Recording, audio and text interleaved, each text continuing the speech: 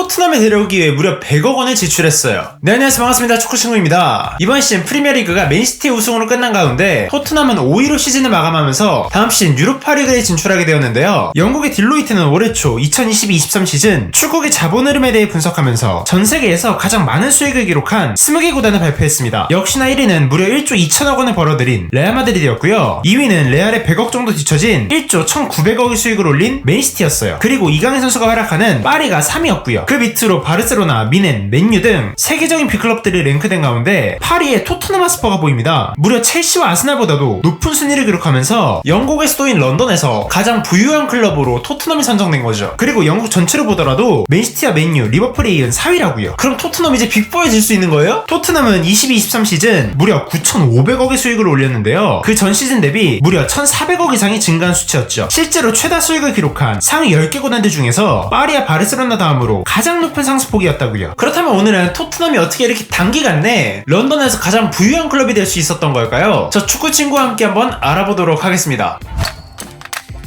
모두가 예상하셨겠지만 토트넘의 새로운 경기장 토트넘 하스퍼 스타디움을 빼놓고 이야기할 수는 없겠죠. 토트넘의 새로운 경기장 건설에 대한 논의는 2007년 처음으로 시작되었습니다. 그리고 12년이 흘러 2019년 4월 3일 6만 2천여 명을 수용할 수 있는 토트넘 하스퍼 스타디움이 개장되었죠. 토트넘의 새로운 경기장은 런던에서 가장 큰 규모이자 프리미어리그 전체로 놓고 보더라도 맨유의 올드 트래포드 다음으로 많은 인원을 수용할 수 있었습니다. 그리고 시설 역시 가장 최근에 지었기 때문에 압도적인 퀄리티를 자랑하는데요. 일단 경기장에 들어서자마자 영국에서 가장 큰 LED 스크린이 우리를 반겨주고 있고, 모든 경기장 좌석 밑에는 와이파이 기기를 설치해서 경기장 내에서도 통신이 끊길 리가 없죠. 또한 토트넘 경기장은 단순히 축구 경기뿐만 아니라 다양한 이벤트들을 개최할 수 있도록 설계되었어요. 세계 최초의 접이식 경기장이라서 버튼 몇 번만 누르면 경기장이 세 조각으로 나뉘면서 경기장 밑에서는 미식축구용 인조잔디가 등장합니다. 때문에 콘서트를 진행하더라도 축구 선수들이 쓰는 천연잔디의 훼손을 막을 수 있는 거죠. 그러니까 여기서 잼버리 콘서트를 했어야 돼요. 이런 유틸리티성은 다양한 이벤트를 개최해 수익을 끌어올리는데 굉장히 큰 역할을 했고, 런던의 새로운 엔터테인먼트 허브로서 위상을 공고히 했습니다. 그리고 경기장을 건설하는데 약 1조 6천억의 비용이 들어갔거든요. 그런데 토트넘에게 이렇게 큰 돈이 갑자기 어디서 나게 된 걸까요?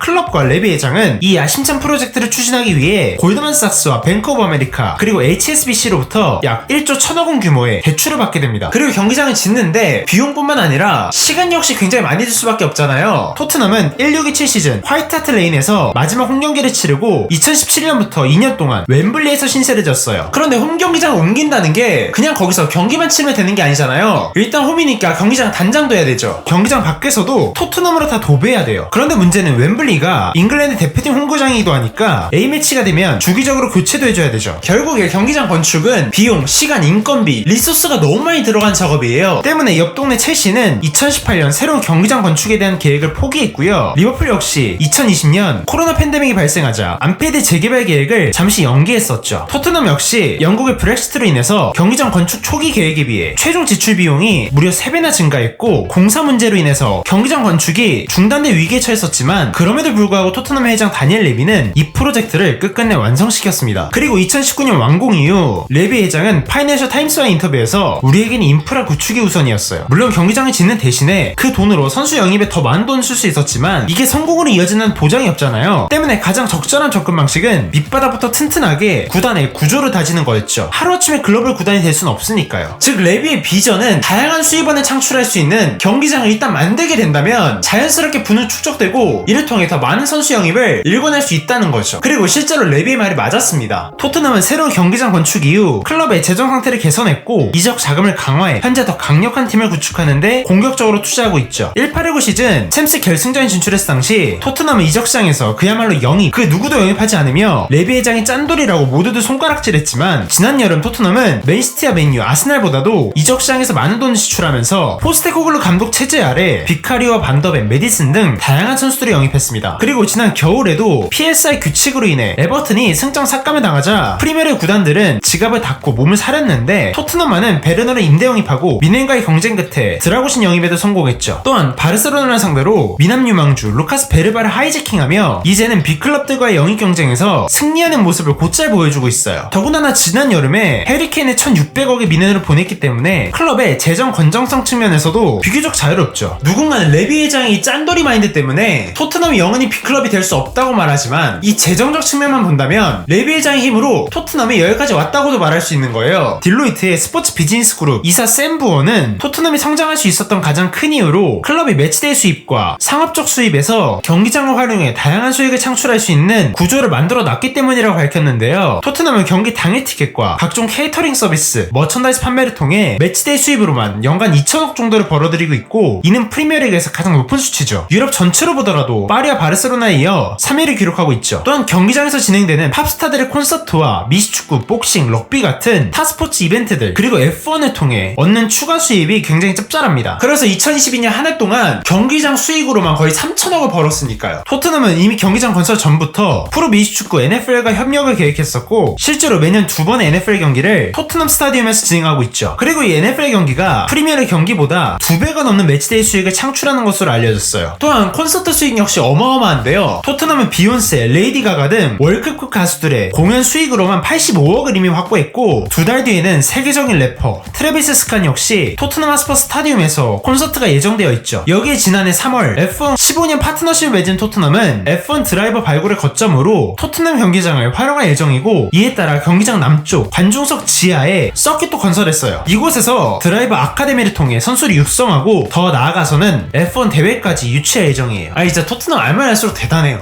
하지만 토트넘의 미래가 늘 밝기만 했던 것은 아닙니다. 2019년 경기장 개장 이후 1년 만에 코로나가 발생하면서 예정되었던 콘서트나 대규모 행사들이 줄줄이 취소되었고 토트넘 역시 경기가 무관중으로 진행되자 매치데이 수익마저 영에 수렴했죠. 따라서 경기장의 주요한 기능들이 한순간에 무의미해진 거예요. 그리고 코로나 팬데믹에서 벗어나더라도 글로벌 금융 침체로 인해서 사람들이 과연 콘서트나 스포츠 같은 라이브 엔터테인먼트에 대한 니즈가 전과 동일하겠어? 이런 의문이 많았거든요. 하지만 2년 동안 대규모 이벤트에 대한 사람들의 갈증이 깊어졌는지 코로나 이후 오프라인 이벤트들은 정말 미친듯이 많아졌어요. 랩이나 토트넘 관계자들이 경기장 건축 1년 만에 코로나 팬데믹이 발생할 거라고는 전혀 예상하지 못했겠지만 오히려 코로나 이후 더 증가한 오프라인 이벤트들은 이 프로젝트가 성공적이었다는 것을 의미합니다. 결국 탄탄한 기반 구축을 통해 토트넘의 더 밝은 미래가 머지않아 찾아올 수 있다는 거죠. 근데 일단 선수단 보강부터 좀 해야 될 것 같아요.